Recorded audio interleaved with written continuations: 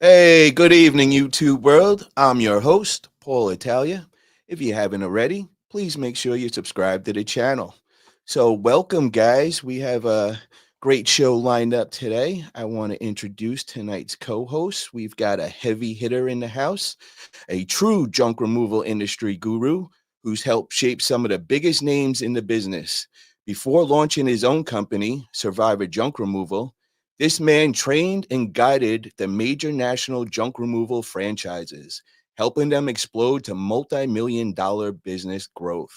He's not just a business leader, he's also an author with two incredible books under his belt: Leading with Purpose, which I have actually right here, and Leading with Grit, inspiring entrepreneurs all over the country. Please welcome to the show the man, the mentor, the mastermind, Kevin Hess. What's up, What's brother? going How are you? What's going on, Paul? I'm happy to be here. Hell yeah, man. Really, really happy to have you on. So today we have a great show lined up. I got a really, really great guest lined up. But before we introduce him, I want to kind of just give some background of what I'm trying to do here. I'm starting a new show, so to say, where I'm going to be interviewing a lot of entrepreneurs, go-getters, and hustlers. So I wanted to make a little switch. We were focused in on just the junk industry, and I've been just sponging up everything I can the last 9 months and just trying to learn as much as I can. Really starting to get somewhere, starting to feel like I'm coming one of the experts in it, and really understanding junk removal. Well, I think it's time to expand now, and it's time to go into other industries and just learn what they're doing, some of the strengths that they have come across, some of the systems they use, and just kind of see how we could maybe incorporate it into the junk industry, and just try being a better industry altogether. So, with that being said, I want to bring on tonight's special guest, and he's a real heavy hitter in the Sonoma County business world. Ernest Berghof, the broker and CEO of Berghof Realty. Ernest is one of the most respected names in North Bay real estate, a true professional who's helped countless families and investors find success through integrity, strategy, and next level service. Under his leadership, Berghof Realty has become a trusted name built on results and relationships. He's also a proud member of my BNI chapter, one of the longest standing members, always leading by example and contributing to the success of others in our network. A true entrepreneur, community leader, and real estate powerhouse. Please welcome Ernest Berghof. Welcome, Ernest. How are you? Hey, I'm doing great, Paul. Kevin, great to meet you. Hey, Ernest, how's it going? It's great. It's Friday night. It's after 6. Life is good. Hell yeah, hell yeah. So, Ernest, I wanted to kind of just start from the beginning, man. And I've just, so to say, met Ernest a couple of months back. I joined my local BNI, and Ernest was one of the guys that actually introduced me in, and he really inspired me right off the bat. I could just tell this man had his head on straight. He had a real smart entrepreneur brain working there. So I was like, I definitely got to get him on interview and just kind of pick his brain. So I want to start off at the very beginning, brother. I want to learn about you, like your beginning journeys of coming an entrepreneur, and where did it all begin? Where did you grow up? All right. Well, I'll go all the way back. So, I grew up in Florida, Orlando, Florida. Went to school there. As soon as I was done to college, I immediately moved out to California. I was one of those guys who knew Florida was probably not the place for me. So got out to California. This was 1989.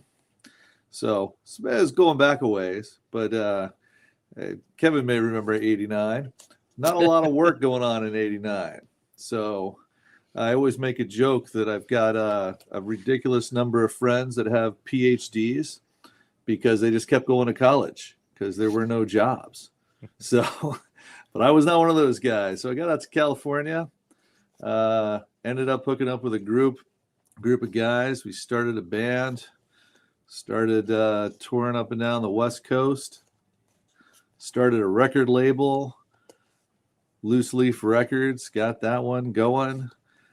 After about 5 years, we had moved up to the Bay Area. It's kind of where we were based out of. It's been about 5 years doing that, but rock and roll is a young man's sport. And then it was time for me to get my first job, my first real job. So yeah, what was that? What job did you go? And first off, like, what made you make that big move? Going across country, and sounds like you didn't even have like any kind of jobs or anything lined up. And also, what made you do that? And that was a pretty ballsy move to do. There's there seems to be different types of people, and some there are just some of us are you could say blessed or you could say cursed. It just all depends on your perspective. Who just kind of have to forge their own way. That for whatever reason, just we're change agents. It's like whatever's going on, we want to just come in and change it and make it different. In our mind, we're making it better. But now that I'm older, I realize that sometimes I might just be making it different. When I was younger and cockier, I was always making it better. Okay. But yeah, that was it. It was like I just wanted a fresh break. I wanted to start something. I liked Led Zeppelin, and going to California seemed like a good idea. All right. So what started the whole journey, job wise, and everything? Yeah. So I end up. So I'm in the Bay Area, living in Berkeley, and this is 94. So right after the band, the next thing I did was I bought myself a little pizza joint in Berkeley called Gino's Pizza. Ran that for a year. Won the best quick lunch 1995 in the East Bay Express. Very nice. Very nice. I had no idea about this part. Yeah. Oh, wow. It's a short part. You have to get the full long history to get that story. So that was literally just a year. I lost my lease at the end of a year. Nothing I could do about it. So then I was really lost. That was kind of after the band. I figured I kind of pulled myself into a job that I could start building a pizza empire. But then ultimately it was like that was over, and then I was at a loss trying to figure out another way to go. Probably spent another, I don't know, year and a half or so just kind of floundering around looking for something. And that's when one of my buddies, who happened to have a job at a small tech company called Equilibrium out of Sausalito, and they were like, "Hey, don't you have a marketing degree? Like, we need some people." So I went down and talked myself into my first real job at Equilibrium. They did this. I was the 10th employee. They were in Sausalito. They did this little software product, and our CEO was 31. I was 28. We're all in our late 20s, early, I guess, mid to late 20s for most of us. Our CEO was the oldest, so we were a bunch of kids. We didn't really know what we were doing. But we ended up building up that business from, I was the 10th employee. And over the next 4 years, we built that up to 100 employees and sold it to CMGI. So that was a good move. We all did pretty good, but, I still had to work. I didn't quite get rich. So how old are you now? Like, now that you just sold that, and I guess you're sitting on a nice chunk of change, then you're feeling on top of the world at this time of life. I was feeling like we've kind of figured some stuff out. I got to tell you, so the company, we did this software, and like I said, we were a bunch of kids. We didn't really know what we were doing, but we had this piece of software that just happened to be really valuable for this brand new thing called the World Wide Web and the Netscape browser. And so, we were hanging out, having meetings with Intel and Microsoft and all these big shots who actually knew what they were doing, and we were just clueless. We'd have a meeting with them, and then we would take them to lunch, and we just assumed everybody had a martini at lunch. We just had no idea. So we had we just had it was like that experience was essentially a whole company, all of us just completely over our heads, but none of us shied away from it. It was just like we had no idea what we were doing, but we just went at it full blast. Wow. And made mistakes and learned a lot. And ultimately, got it to a stage. So now, after all that, you sell that, and now how does it transfer to what you get into now into realty? And like, when did you make that transfer? Yeah. And so that was so then I have this at the end of this, I have this marketing skill in this new world called the World Wide Web. So this was right when all of the internet marketing stuff was beginning. So, email marketing was not a real thing yet. No one had done it. Internet marketing, buying ads on websites had never been done.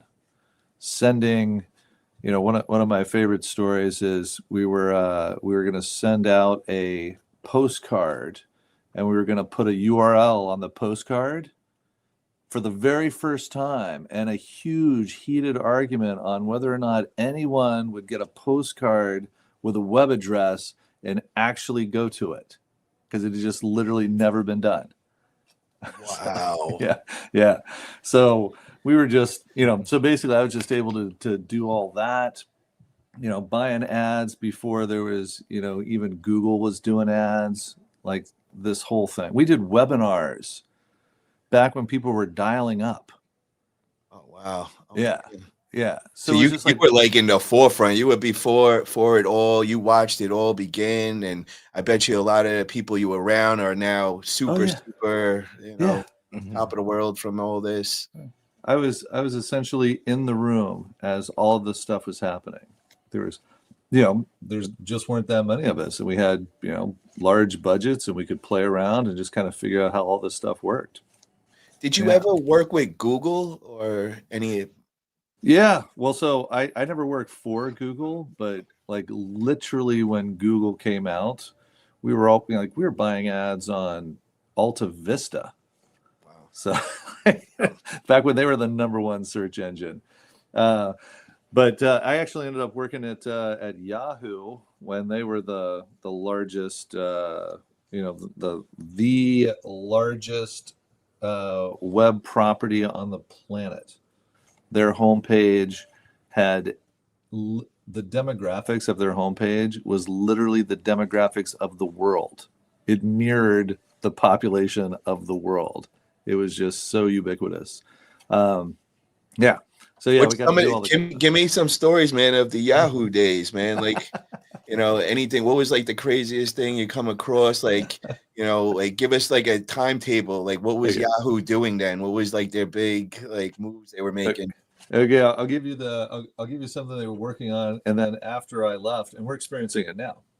But after I left is when they finally cracked it. So when I was at Yahoo, the biggest trick that they were trying to do, and now they're paying, crazy data scientists. Like, these guys are the top of the world, and they're paying these data scientists to try to figure out this basic thing. So if you're selling an ad on a web page, so the question is like, okay, I'm selling cars or real estate. Okay, selling real estate. So I have a web page that's about real estate, and I stick a house ad on it. Like, that should be pretty relevant to somebody who's on a page that's looking for real estate, right? So there's the relevance. What they were trying to figure out is, can I get enough data that I can figure out a more relevant ad? So in other words, you may be out on a car site, but I know enough about you. I can put a house ad on it, and that house ad is relevant. So that's the holy grail. Of course, we have it now. Yeah, anything you say near your phone, you Yeah. know, 15 minutes later, it's coming up on your phone. It's actually spookier than that. So everyone thinks their phone's listening to them, but it's spookier. What's actually going on is it knows probably what you're talking about because it knows everything about you, everything about all your friends. And it's predicting it. Oh my It doesn't God. have to listen to you. It's scarier. How That's literally how good they've gotten. that is crazy. But it's gotta be listening too, man, because like, you know, That's the thing. but hold It's on. literally not. I gotta give you an Yeah. example because Yeah. it came up today. Yeah. My boy was talking about, I think, what was he saying? It was some subject that I never have talked about before. Right. He brought it up. Next thing I looked down at my phone and there's an ad up on it. Yeah. So how could it? So think about if you can't try to imagine this. If it's not listening to you, be like, how could it possibly predict that? Like, how much does it need to know about everyone you know, everyone your son knows, everything they've talked about, everything they're looking at, in order to like go, now's a good time to drop that ad in him. It's that spooky. That's where they are. Wow. Yeah. Oh my God. They weren't there when I was there, but they were working really, really hard to get there. And I kind of just watched that after I left. I'm like, oh, right. I'm literally watching that dream come true. That's crazy. That is something. There it is, man. Yeah. It's What worse than you about, imagined.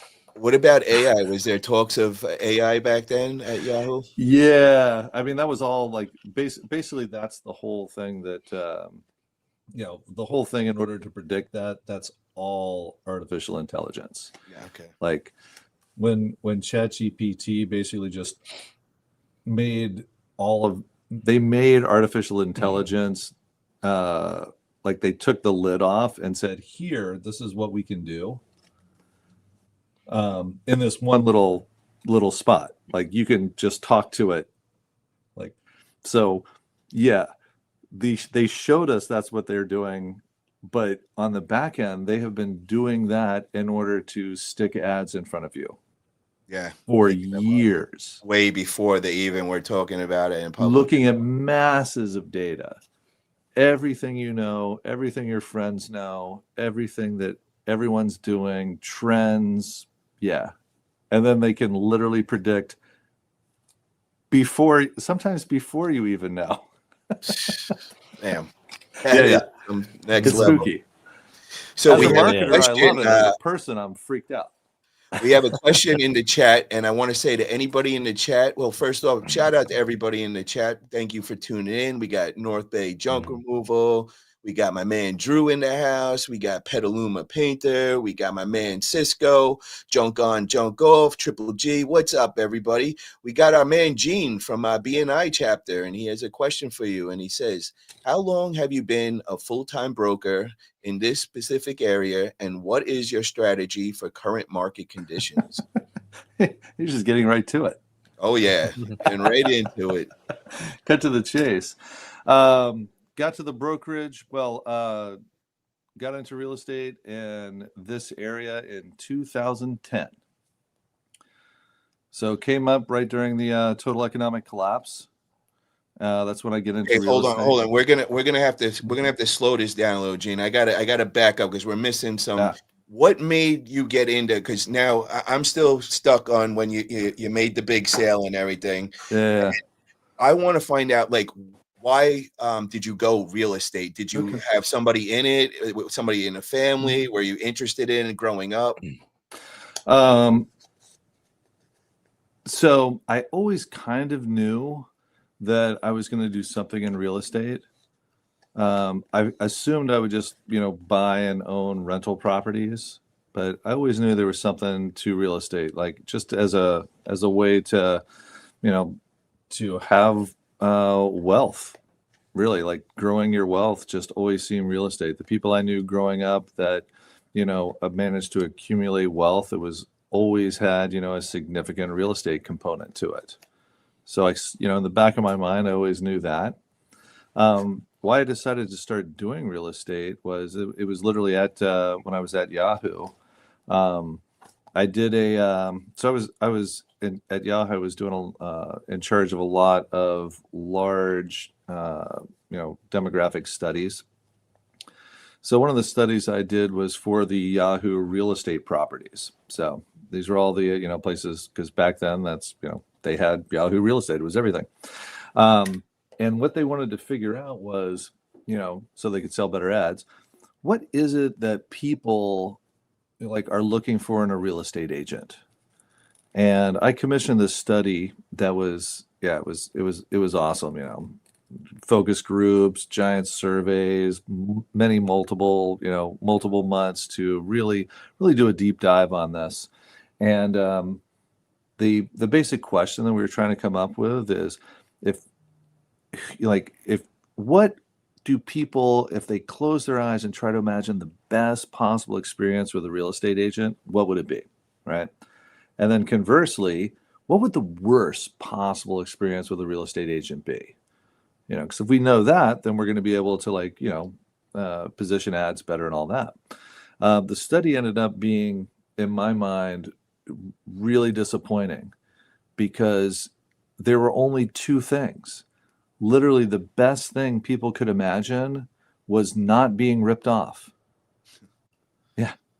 And the worst thing people could imagine was being ripped off. That was it. That was the whole thing. So when I got those results back, I was like, wait a minute. That's weird. I bought and sold houses before, and, honestly, I was not impressed by the agents I work with. So I was like, why is that? And then, I started doing a little research, and, it's like, oh, all real estate agents are independent contractors. So that means, every real estate agent has to basically make it up themselves and figure it out themselves. Like, okay, so that means the whole industry can literally only get as good as one person. Because, if I figure out how to do it, I'm not sharing it with somebody else. I figured out the secret sauce, right? Conversely, brokerages have no institutional knowledge. So, Compass does not know how to sell a house. They do not know how to get someone to buy a house. All they know how to do is recruit agents. That's it. So I'm like, that's weird. So my business thought was, what if I organize a real estate brokerage like, I don't know, every other business on the planet, where you have employees, you have processes, you control quality, you make sure that it works every time. You're not just going, hey, agent, I hope you know what you're doing. Good luck. But you actually just treat it like every other business. So that was the kind of breakthrough. So then in 2010, I've been at Yahoo for about 4 years at this point. So I tell my in-laws, hey, I'm going to, 2010, total economic collapse, right? Yeah. There are no jobs, right? So I tell my in-laws, hey, I'm going to go ahead and quit my, good job here at Yahoo. I'm going to move the family up to Santa Rosa from Berkeley, where I don't know anybody, and go into real estate. What could go wrong? Oh my God. They're probably ready to get rid of you. Like, you gotta go. What is he doing here? Now, what are you feeling inside when you're making this move? Because you got security right now, you got a nice salary, everything's hunky dory, and then all of a sudden, I'm gonna up and go somewhere and start fresh, a new business. Yeah. Are you feeling confident? Are you feeling nervous? Where are you at?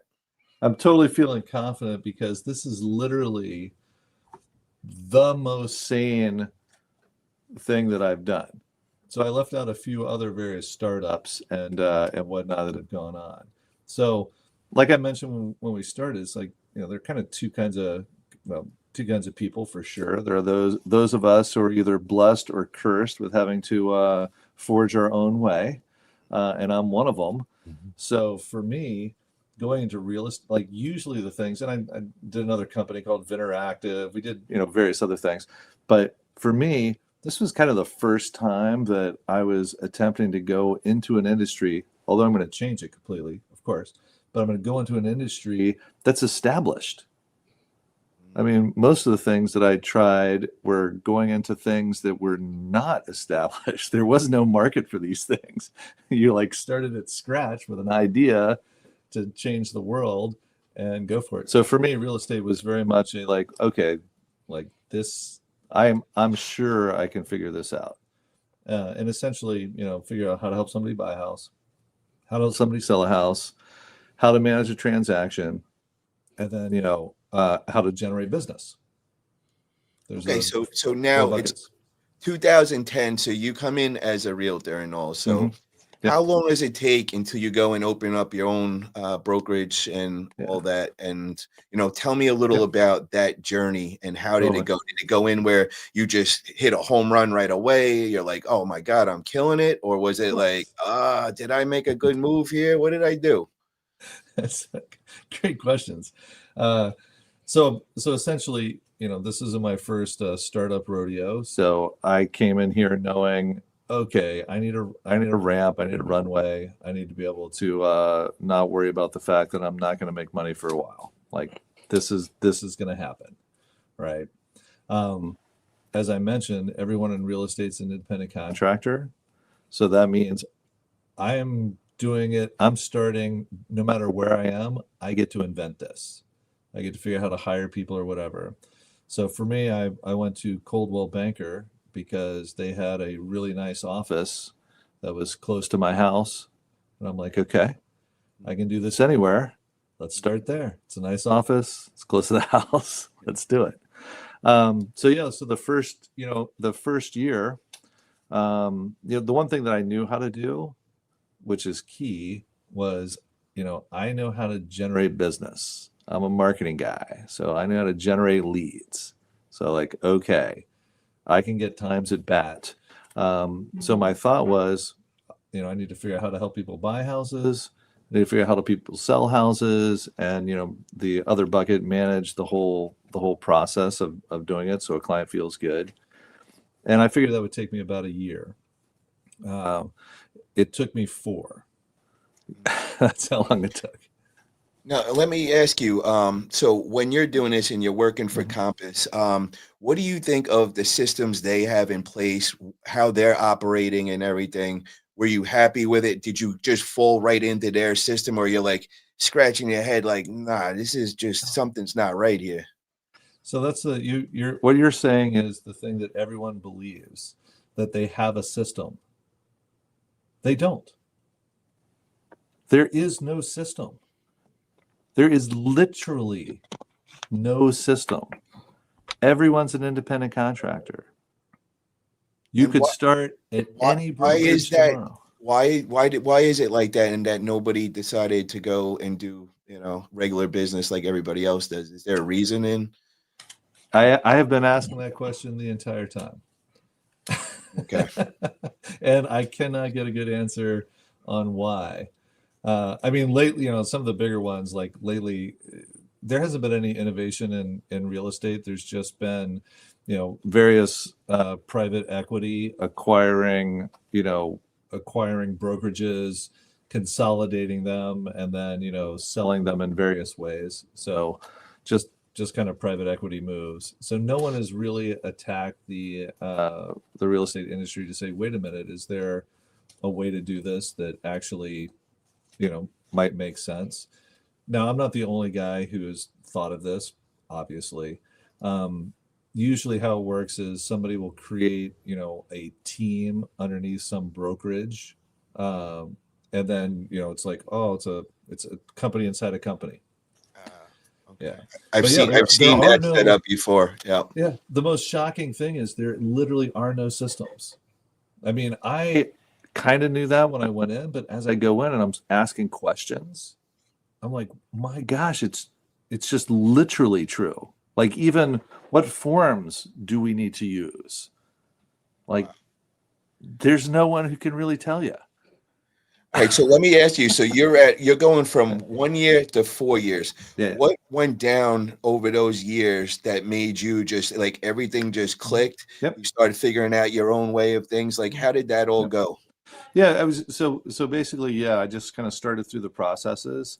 And another kind of crazy thing in the real estate business. So certainly around here and pretty much everywhere, 90% of the agents only do 10% of the transactions. And by that, I mean they're doing on average 5 transactions a year. That's 90% of the agents. Okay. That means they're never getting good. So I get in and, I'm pretty serious, obviously. And my first year, even though it was, started in 2010, right at the end, had my first transaction in January 2011. And I did 10 transactions the first year. And suddenly I was a player, which shocked me. I'm like, wow, I'm in an office with about 150 agents, and there are 10 of us who are doing 10 or more transactions. Okay. That's insane. But you're starting to say like, oh wow, okay, I'm sticking out here. Like I think I might got something here. Yeah. Okay, Yeah. now how is it with finances with that? You being Mhm. in the top 10 in your Yeah. you're doing really good now at this Oh time? yeah. So it took 3 years to basically get in the top 1% of agents in Northern California. I do and have since. So the first 2 years I did 10 transactions. First year, the second year, and I track all of them. And then from that moment on, it was 15 the next, 25, and now I do between and have 35 transactions. Sometimes more, sometimes less, but right at that kind of 35 mark every year since. Wow. And at that level, you can actually get good. It Like, sounds like you are really good. You're selling yeah, a couple of houses a month now. you're doing enough of them that you're like, oh right, I'm learning, I'm getting this better, I'm dialing into the systems, I'm like running into issues that I can solve because this isn't the first time I've done everything. It's like, okay, it gets to a scale where it's like, oh, all right. And then, I can train people. Like these are not systems that are, rely just on me being magic. This is, these are and I don't know about you guys. I'm not a process guy. By nature, I'm not really into process. I don't like following process. It's not kind of my nature, but you have to. Like, I understand how important it is. And, I have built these systems and documented these systems and created these systems, not because it's a natural thing that I do, but because I just know how unbelievably important it is to just be able to do things, repeat them, and then figure out what's not working so that you can like go, okay, let me just make this better. Incremental improvement all the time, Does, all the time, does that all the time. does that sound familiar, Paul? I was letting Ernest finish his sentence, and then I was just about to say we have the man of processes on right now, Kevin Hess. That is his thing. I mean, he has been my mentor, the guy I've been following as far as junk industry and getting my processes and learning the different systems. So, Kevin, I'd like to hear now your feedback of you just heard Ernest's story, and just want to hear Yeah, like no, what your thoughts are. I was reliving my younger years, listening to his origin story. I'm thinking back to 1989. Where was I? What was I doing in 1989? I was still in high school, so I'm not as old as I look. Just because of the gray. I was still in high school, and he's talking about Netscape Navigator and everything, and I'm hearing the whole dial-up noise going on in the background as he's AOL. talking. You So got Bill. I want yeah. I want that for my ringtone. Yeah.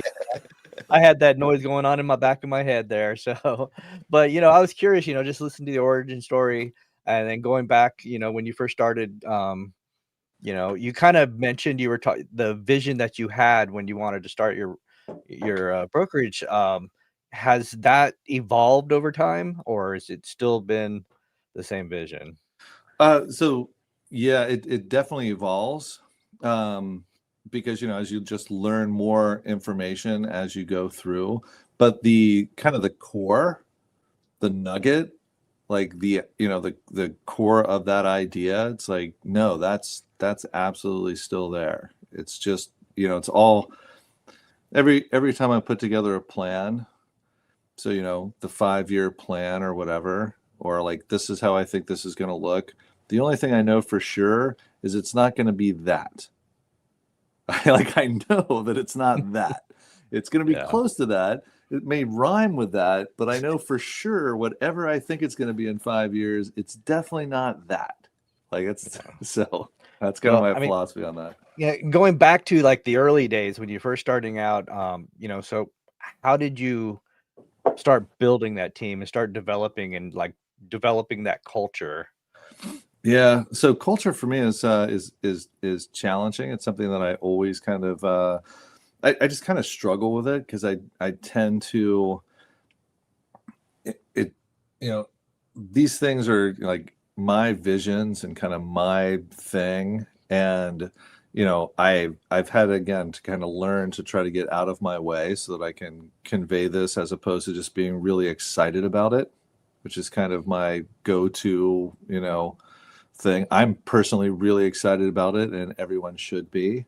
So the cultural piece is of the growth is always been the most challenging for me, and kind of how I worked it was, just I'm not afraid to fail. I'm just like, I'm going to try it. It's like, I've got a crazy idea. I'm going to try it.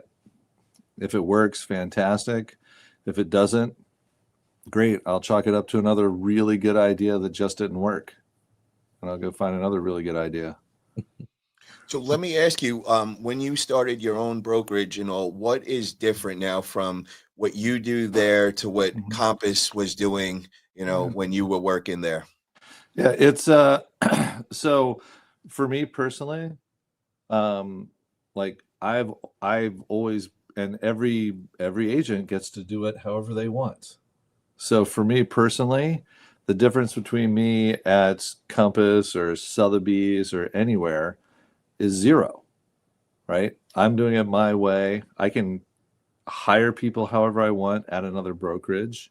The only things that I'm able to do as a broker that, I really want to be able to do is there's another thing in real estate that always irked me, and I just thought it was a kind of a bad practice. So real estate ends up with contracts that lock people in. So, if you're listing a home for sale, agent, comes over and talks to you, and you're like, yes, I believe you. You're going to do a great job. You sign a listing agreement, and, you'll be locked into that listing agreement for, 90 days, 180 days, some amount of time. You can't cancel. Like if this, But agent, if that listing agent is real bad, now you're stuck for the 90 days. There's no course of action that I could void that or get out of it at all? No. nope.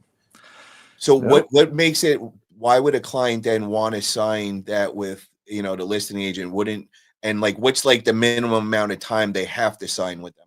See, that's, and the thing is, real estate is not something that people shop for all the time. So they have to trust their agent. Yep. And they're supposed to be getting good advice. And every brokerage says, this is how this works. It's in the official, Association of Realtors listing agreement. Fiduciary, you have to be fiduciary to your client. And also the fact that it's going to be for a period of time and it's going to be exclusive. Now, since I'm my own broker, I don't have to do that.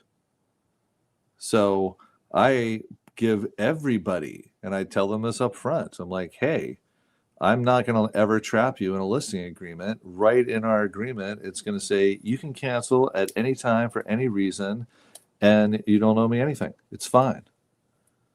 Because I'm going to do what I say. I am not going to have to trap you. So that's one of the things I can do differently as a broker versus being at a big firm. Now, as being a broker, are you training the realtors under you? Correct. Okay. Correct. And now, so that's something that's not being done at Compass. Like at Compass, it's kind of you do your own thing, whatever style you got, that works for you. Yep. And the other thing that I took from this that I think a lot of people, should understand is you said that 90% of real estate only sells 10% of that, so that's Yep. crazy. So it Yep. sounds like a business of a lot of part-time people. Is that true? Yes, it is. So Yes. for the most part, you're saying 90% Yeah. of realtor are not good at what they do. Yeah. As sad, but true. Well, that is really, really good to know. And I don't think people really understand that. And now just hearing those Yeah. numbers, it's kind of scary, but it's also enlightening because you really want to know if the realtor you're working with is selling those 30 to 35 homes a year, not It's the 2 to 3. very important. And that gets back to that very first thing I talked about with the Yahoo study. That's the reason. No one really has an experience. I mean, and not no one, 10%, of the agents do a really, really good job. They're very, very good at it. Yeah, But with you training 90%, your own agents, are you developing those A players? absolutely. And what's the difference now? What percentage are they hitting? Oh, yeah. So they're all, and it's not like I have 100 agents right now. I've got 4 Right. agents, and yeah, they're all in the 15 to 20 range. Nice. And the other thing is they're always like they're doing it our way. So they're like there isn't a compass way of selling real estate, though they market it like there is. People believe they're hiring a brokerage. They and it's presented that way because they want you to believe you're hiring a brokerage, but you're just hiring an agent. And because it's every business, just like you said earlier, every business is run that way. So we're just assuming when you go to that brokerage, you're getting the whole Right. brokerage. So, Right. I got I'm thinking I got a team of like 10 people that are looking Right. over every contract. They're looking for my house. And now I'm finding out it's just one guy, and that one guy Yep. might not even be good. There's 9 out of 10 of them are not going to be good at it. So, Yep. yep, okay. That's the industry right there. It's crazy. And that's that's the other thing I want to do is like I literally wanted to do what everyone actually thinks they're doing. Like if you hire somebody from Berghof Realty, they're going to do it the same. It could be me, it could be anyone else. They're doing it the same. We do it the same way. We, apply the same marketing tactics.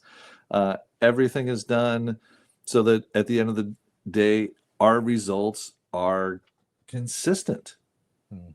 And and then you can improve and excel. And I'm not worried about I've got people doing one-off ideas because they think it's like nope, we do it. Someone does something new, we learn from it if it works, and then we all do it. Right?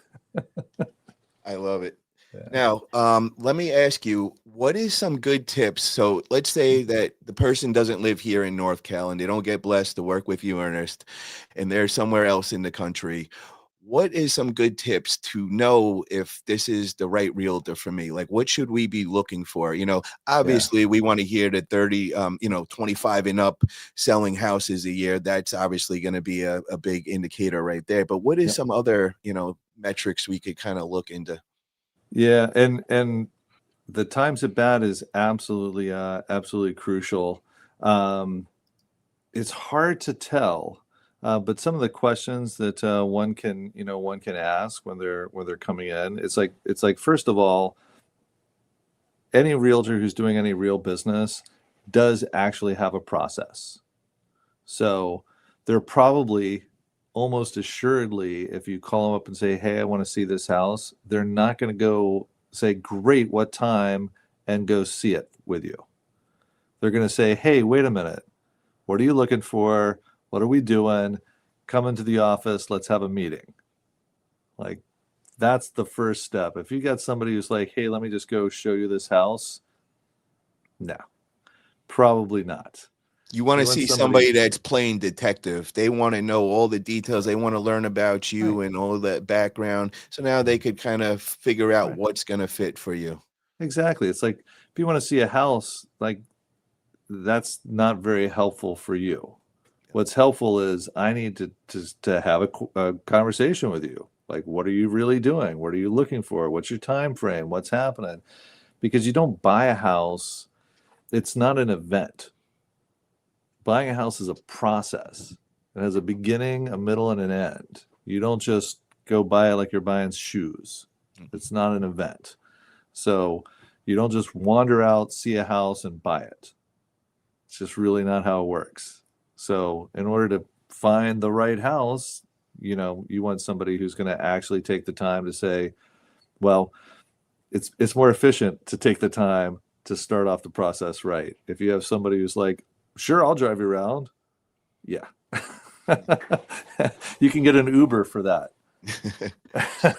Now, what I want to learn about is what are some of the systems that you use in your industry? Mm-hmm.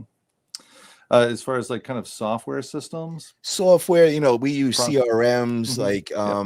anything that makes your business and industry just run smooth and, using technology. Yeah. So for all of us in any industry, the CRM, our database, is our lifeblood.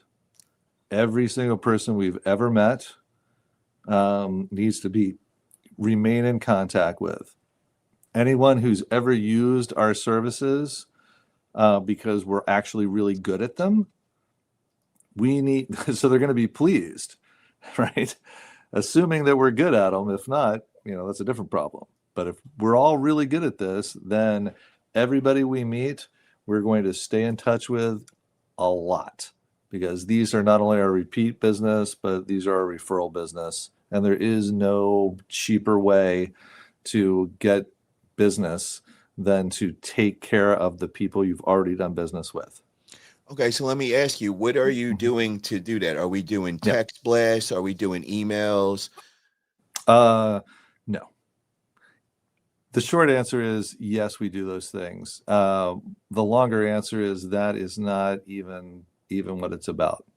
Phone calls, birthdays, invitations to come to events, like trying to maintain a relationship that is deeper. Like the whole concept is, our growth strategy is, wow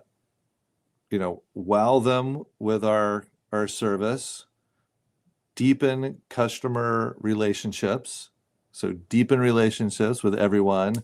And our third is operational excellence. That's the three strategies. It's like, so a lot of it is just deepening. So, for us, I'm going to call, my clients on the anniversary that they bought a house. They're going to get a phone call from me. I will call them on their birthday. I'll send them a birthday card. I'll invite Now, them. let me ask you, how is that going? That's going through the CRM. You have it on a time thing that it just automatically sends it out and all that, correct? No automatic. Well, I mean, it automatically reminds me to handwrite the card. Okay. Now, let me ask you, what CRM are you doing, working with? Yeah. So I have a couple that they're very specific for my industry. But anything on a Salesforce platform or anything that's designed for your industry is great. But I mean, the basics of a CRM, it's I need a place to stick people, and I need a way to organize them, and I need a way for this system to remind me to do the things I need to do. Okay. Yeah, and I'll tell you I'll give you my earliest card system. So I sent thank you cards too. I probably sent one to you, Paul, after we were done. Oh yeah, I didn't get one yet, but I actually have I do the thank you cards also. I do a handwritten thank you card. I'm going to show you, because I still have this, though. I have someone in my office who now like makes sure that I do them. So, but I'm going to give you, but I still have this because it's legacy. So for me, filling out cards was super hard. I knew I had to do it. It's just hard. It's like every step of the process was really hard. And it took me a while to finally get it down. And literally, and I still have this as a legacy, I have a basket of cards on my desk. Yeah. They're all stamped, because the idea of having to find a stamp was something that would stop me from writing a card. And I really hate writing my return address. So there's a return address printed on it. That is great. I literally just got it as simple as possible, and it's right on my desk. And again, like right now, I actually have a couple cards to write. So now I have somebody who addresses them for me. Yeah. So all I have to do is write on the inside. That's it's so funny that you're saying. I'm laughing right now because that's everything Nicole does for me. She has everything set up. I just got to do the handwriting part, and then I'm good. She puts them on the desk every night, how many I need to fill out. And then the other thing that we just started doing with the notebooks, Nice. the personal, I forget about it. So you Nice. guys get a full load with us. You get a pen, a sticker, and a notebook, and all. So Nice. and then also we send out the postcard as well. But Yep. what I'm really interested, Mhm. what I really like what you just said was I like with the birthday, with sending out the card. I didn't Mhm. think of that one. That is a really good one. And I Yeah. also like how you do with the anniversary when you sell them in house and all. That Yep. is amazing. So you don't believe in the SMS blast or anything with the email? Is it what's the reasoning? You I mean, just we don't- still do it. I mean, we all get emails. okay. They're moving our emotional needle how much? You get See, a newsletter from somebody, how much is your emotional needle moved? well, see, this is a thing. We have a friend that's in the junk removal industry, a friend Xavier, and Mhm. you know, he's worked with a lot of the big franchises, and he has a whole framework with the cold call emails and all Mhm. the follow-ups, and he Mhm. has like a whole program that he's made, and he's put it into 2 different books for us to all. So, you know, I'm just getting into that right now with the emails. I'm Yeah. also Don't experimenting with but SMS. don't get me wrong, man. I do all of those things, Okay. but that's not enough. It's the more personal that you're taking it, and I like that, you know, I'm also a fan Yeah. of that and wanna go that Yeah. route. Because you gotta do, I mean, I do all of that. All of it. It's all Yes. planting seeds everywhere. You're Yes. always constantly Yes. planting Yes. seeds everywhere. Yes, I have social media marketing. Yes, I do. Yes, I do YouTube videos. Yes, I do all of those things. But I think the one thing that I really believe, and if I want to like get across, is you cannot rely on that. Like, you have to do it, but that is not enough. It is not. It is picking up the phone and having a conversation with somebody that you know and reminding them how much they like you and what a great job you did for them. Like, that is huge. So Gene says best follow up is the business cards, birthday brownies, multiple touches, thoughtful and personalized. So Yes. you know, I want to also throw out there, you know, us being home service business, some of the Mhm. things that we also do as well. So after we service the house and all, we put a yard sign. We asked them if we could put a yard sign in the Yep. front. We'll put that out. Hopefully, they'll let us leave it for a week or two. Awesome. Sometimes we could offer a discount. Hey, if you put that out, we could take $5 off the Yeah. bill and all that. Yeah. Also, we go 5 doors left and right on the block where we go and put the door hangers on Yep. as well. That's been working for me quite a bit. Yep. I haven't found the success with the yard signs that everybody else is, but there's also in Sonoma County, it's one of the only places where it's actually against the law to put out the yard signs and all. Yeah. So Yeah. you got to be careful with that. But Yeah. Kevin, give us some other tactics and all, because you to me is like the customer service guru of junk industry, and you've kind of like taught everybody like the proper ways of doing things and all. So I want to hear about you and your thoughts, and you know, maybe you have some ideas as well. And have you ever did anything with like the birthday cards or anything like follow-ups like that? Um, I did exactly what you guys were talking about, the thank you cards, you know, the handwritten thank you cards. It was really important to me, and my team hated it because of the fact that, you know, I had everything handwritten. I made them handwrite it. When they came back in, they sat down, they handwrote all their customers, you know, a specific thank you with both of their names on it. Um, you know, I had already had them stamped. I already had the return label on them. And trying to teach these young guys how to address an envelope. Wow. Wow. It's a They don't skill. teach Wow. that in school. I even made an example and put it taped it to the table to see it, and boy, yeah, that was difficult. But I kept going. I kept doing it because to me it was important. And I had a typed out message on it and everything else, but I made them do a handwritten personal message to them every single day. So to me that was important. I mean, we didn't in our CRM, we didn't have their birthdays and all that stuff, so to do those type of reminders or anything like that. But that personal touch is always going to be important. It really is. So listening to that, you guys are doing that is, to me, is amazing. And because to me, I'm the customer experience guy. This is so I actually have a customer experience training I do for junk removal, but so to me that customer experience is one of the most important things, and teaching I your want to team say how to this, do it Kevin. on the same level. One of the best things that I've learned from you that I get on a daily basis, I get so many compliments with, is on the way there, we give the half an hour phone call that we're on our way there. And we always ask, can we stop and get you a snack, a coffee or something? Oh my God. Like, I can't tell you, like, they are just in shock when we say that. And when we get there, that's the first thing. They're like, it was so nice and thoughtful that you did that and all. So Kevin, that was absolutely a home run right there with that one. Yeah, it's like he said, it's the personal touch. And I love that. Ernest hit it on the head earlier when he was talking about repeat business and referrals. It doesn't matter what industry you're in. You can spend thousands and thousands and thousands on marketing, but your real bread and butter is always going to be that repeat business and those referrals. 100%. So he hit it right on the head when he said it. You probably saw a big smile on my face because I preach that constantly, because it is important. And you're not going to get that if you don't give them that customer experience to begin with. I like what you said about the customer experience is the key. And one of the things and I think small businesses, we have a hard time with this sometimes, because we forget that the job that we do, like if we do a really good job, that's just table stakes. Like, they paid us to do a really good job. Exactly. If we're going to be memorable, we need to go above and beyond it with these little things so that it's an actual experience. Because if not, it's a transaction. Boom. That's you just said. We always say you never want to make it transactional.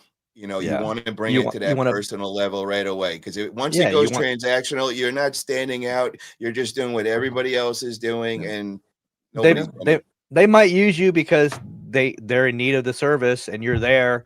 So they might use you, but will they use you next time? Probably not. Right. It's if you're going straight transactional, you have to you want to build a relationship with it. That's what it's all about. Yeah. And we have to do a great job, but doing a great job is not enough. It's like that just gets us to the spot of like, oh great, I actually paid you. That's why I paid you to do a great job. But bringing me a coffee, I didn't pay you for that. There you go. You brought me a coffee and a donut. What the? Wow. Thanks. Right. Ernest, let me ask you, brother, do you have any mentors over the years? Oh, many. Yeah.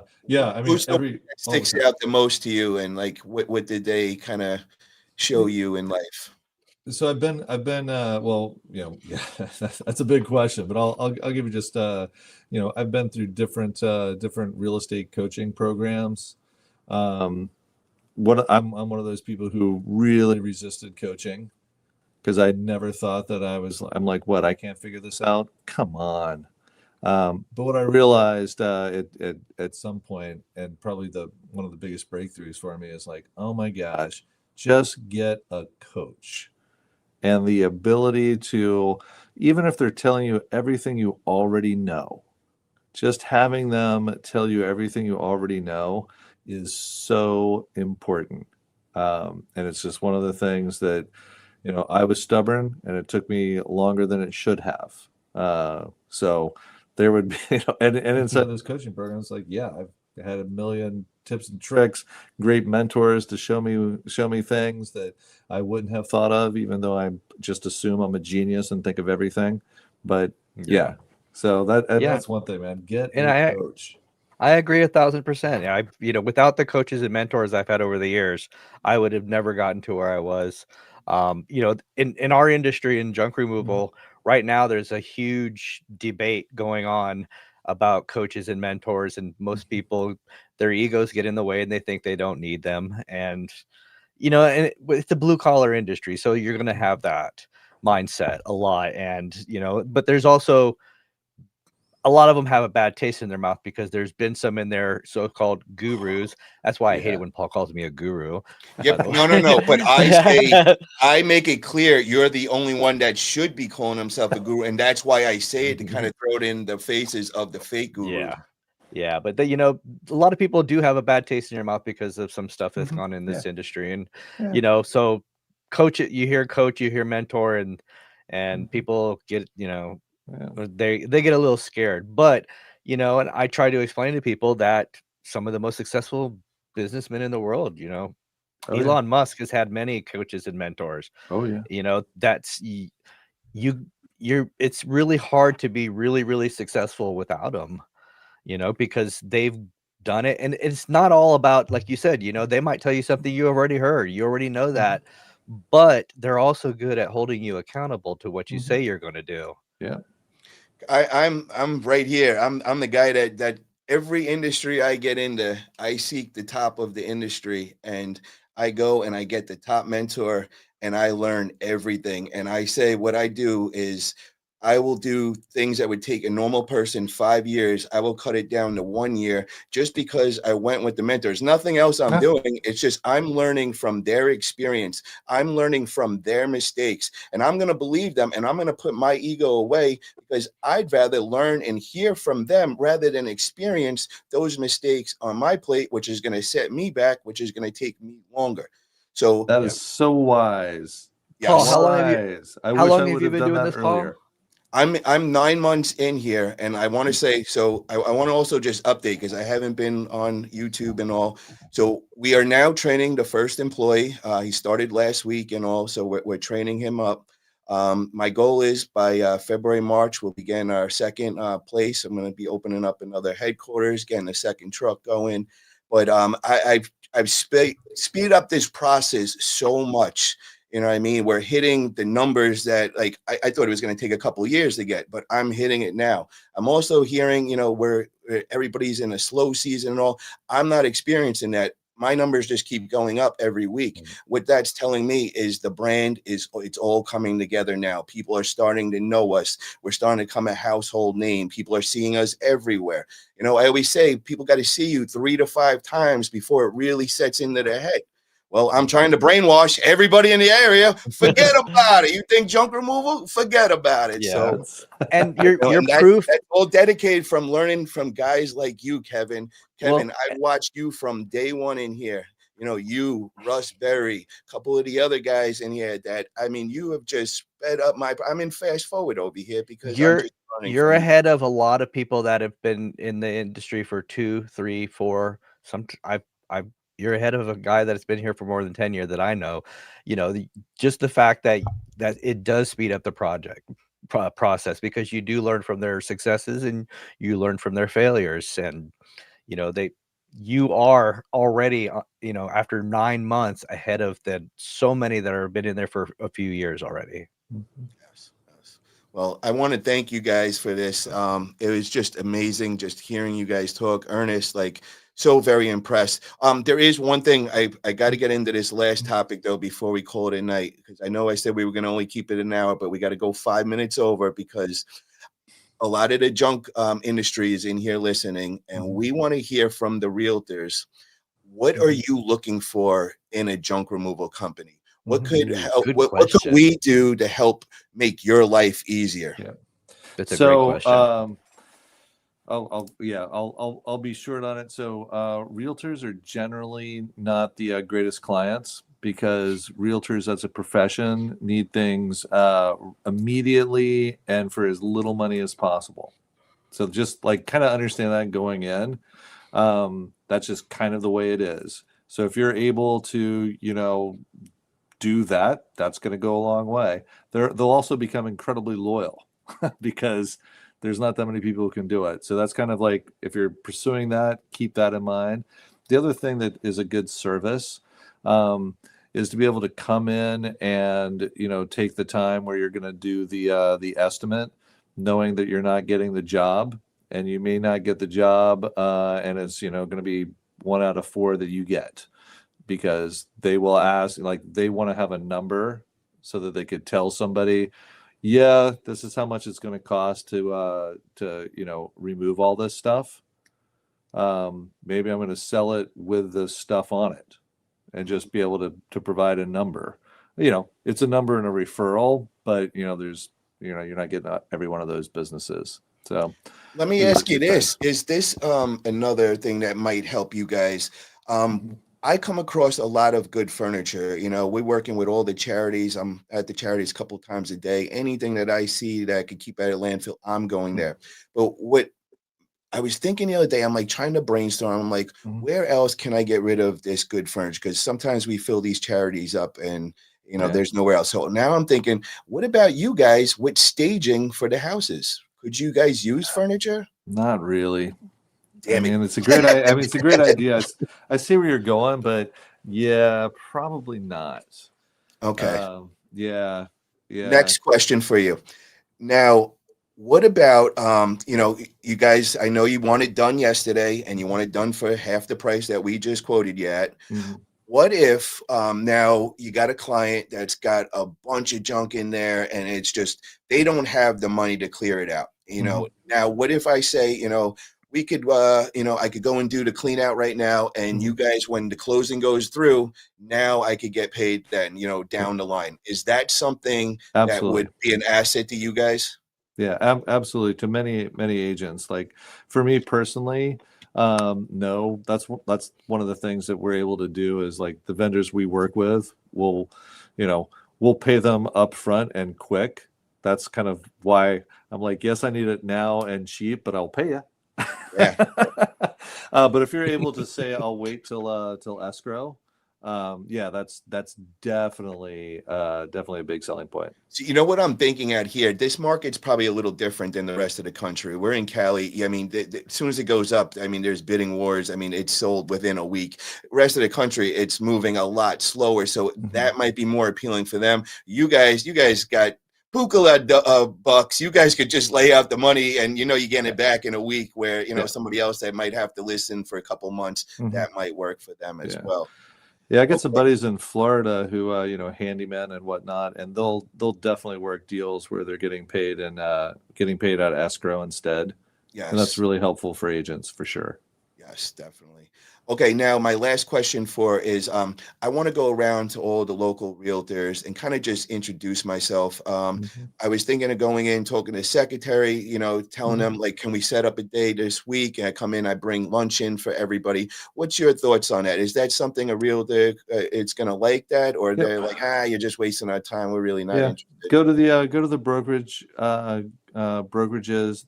Every brokerage generally does a weekly meeting. And then offer to bring in breakfast or something and give you 5 minutes to talk, for sure. And they'll most likely do it, and you'll get a reasonable number of agents there. And just the thing to keep in mind when targeting real estate agents is that many of them don't do very much business. So it's not like, wow, I went in here and I'm going to find an agent who's going to, throw me a job a month. It's like, no, I need to find 100 agents that are going to throw me, 10 out of these 100. I'm going to get 10 jobs this year. So Ernest, I got to tell you this. I just joined the Realtor group over here in Sebastopol. Shout out to Amanda Hager, from our BNI. Yeah, I was gonna ask you about the Realtor associations. I joined the membership, so I think I get accepted, and I should get notice in like the next week or so. But I'm going to be at every meeting every Wednesday morning.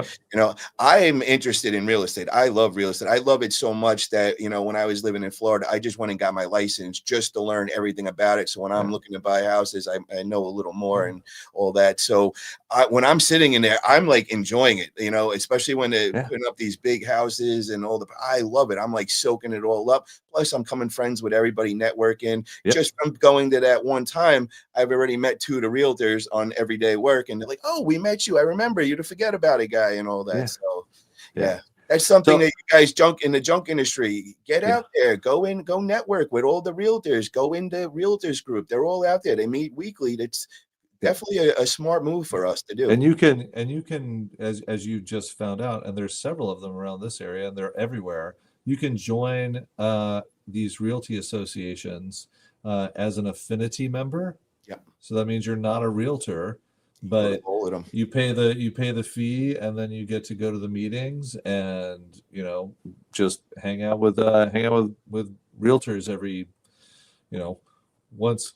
You could do it 5 days a week. There's probably 5 groups you could go to, and they're all on different days, and they're in the morning, and you could get in there at 8 and be out of there by 9. Yep. And like when I go to this one, there's like 30 to 50 of them at each meeting. And I mean, they said I could go to all of them around. So I'm going to be going every week. I'm going to be popping in another one and just come and bring a box of cannolis or something. And you know what I mean? I love it. Get All right, about it. guys. Awesome. Well, I want to thank. This was a great interview, Ernest. This is a great way to kick off this new show. You were our first guest on here, so Oh, really appreciate Thank it. you. And guys, if you haven't already, please make sure you subscribe to the channel, show some love, click that thumbs up, help us get in the algorithm. And where can people get a hold of you guys? For me? Yeah, Ernest, tell Yep. us where, like, if people want to hit you up on social media or Yeah, just email or- search for Berghof Realty, and you will get an outrageous list of things, because yes, I have a presence. Oh yeah. There we go. Kevin, let's hear, where can everybody get in touch with you? Tell us about Well, your if you're in the junk removal industry, you can go to my website, thejunkevolution.com. We have training and development there. If you're outside of the junk removal industry, you can see on the back here, it's leading with purpose.info. And we have leadership development training as well. So Yes, definitely check it out. Like I said, guys, you will be very, very impressed. Kevin Hess is an amazing mentor, coach. Definitely, he's the real deal. And when I say guru, he's a real guru, not like the proclaimed guru. This is the real deal over here. All right, guys, thank you for tuning in. Have a great night, and we will see you guys next Friday, 6 p.m. All Have a right, thank great you, night, my friend. everybody. all right, thanks, Ernest.